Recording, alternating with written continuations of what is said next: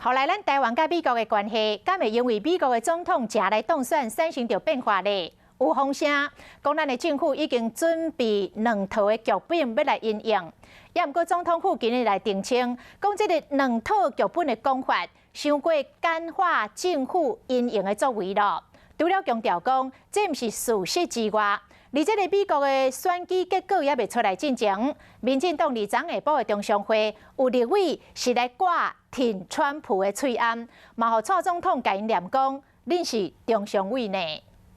还有川普连任吗？总统会跟拜登通话吗？这是11月初4民进党的中常会。虽然美国总统是上当选，都也阁无人知影。不过，竟然有民进党的立委带着川普的喙罨出席，这个去主席蔡英文咧开讲，恁是中常委，哪咧挂川普的喙罨咧？蔡英文总统在昨天在常会的时候也有讲出说，身为政府那他的几个层次的态度，那这个不会有押宝的问题。虽然后一届美国总统也阁唔知是虾米人，不过即马有人咧爆料讲，政府早就已经准备好两种的剧本。头一个是川普若是成功连任，台湾的加强甲美国的关系，会真紧来签 BTA 加 TIFA。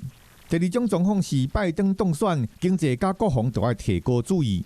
因为美国政党轮替，可能明年1月开放的美国猪肉甲美国牛肉会受到延前。不过总统府澄清，代志唔通看甲这简单，政府维护台湾的利益是唯一的目标。我们一定是用各种方式来跟美国的政府来进行互动跟交流，那各种可能性都存在。顶礼拜六国安的会议，才为美国大选可能的情势在做分析，政府嘛提早有咧做准备。才袂互台湾甲美国嘅关系，就参像美国即摆嘅选举共款，可能会出现变化。